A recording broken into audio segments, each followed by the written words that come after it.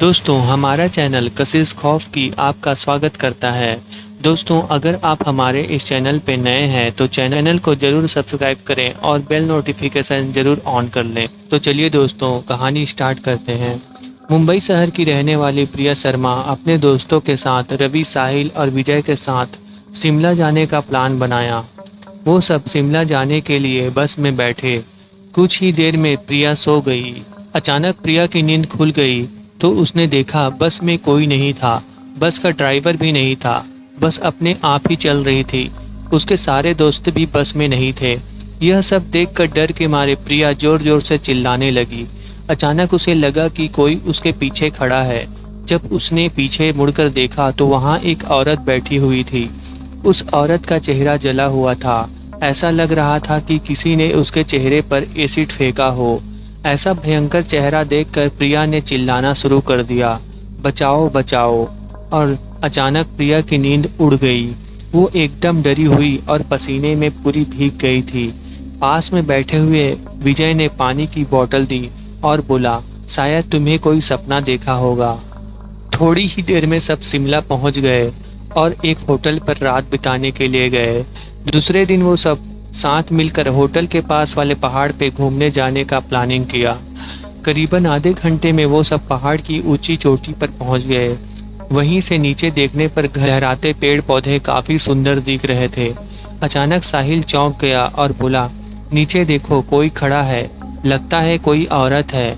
विजय और रवि भी देखने लगे लेकिन उन्हें कोई दिख नहीं रहा था और बोले, तू पागल हो गया है क्या? इस घने जंगल में कोई औरत कैसे आ सकती है?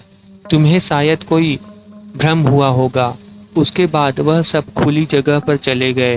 रात होने वाली थी इसलिए वह सब पहाड़ पर ही रुकने का निर्णय किया।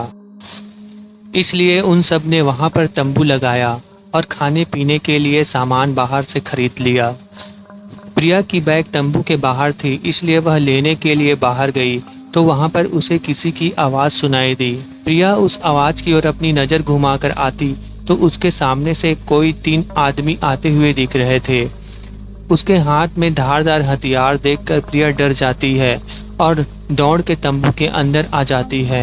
उनके अपने दोस्तों से भी वह बात की लेकिन कोई उनकी बातों पर विश्वास नहीं कर रहे थे।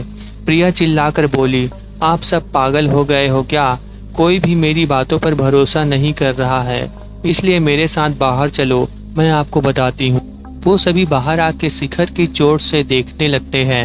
इतने में ही उन सबको लगता है कि कोई 3 लोग उसकी ओर बढ़ रहे हैं।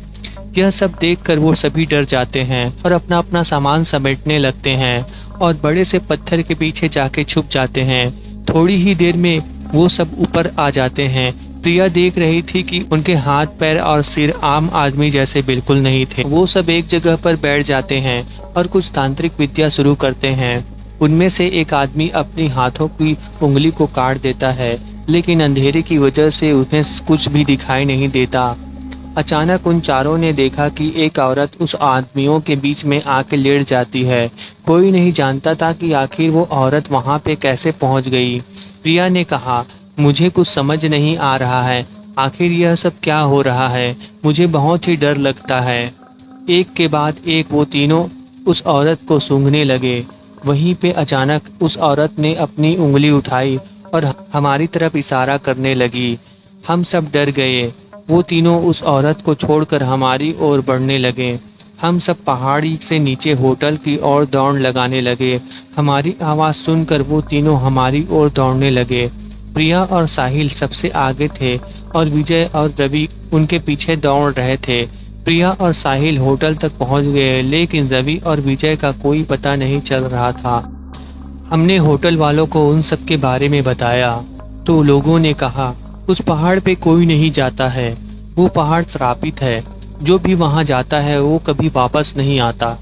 आपकी किस्मत अच्छी थी कि अभी जिंदा हैं, लेकिन हमारे दोस्त रवि और विजय कभी भी वापस नहीं लौटे। हमने उन्हें ढूंढने की बहुत कोशिश की, पुलिस कंप्लेंट भी करवाई लेकिन कोई फर्क नहीं पड़ा।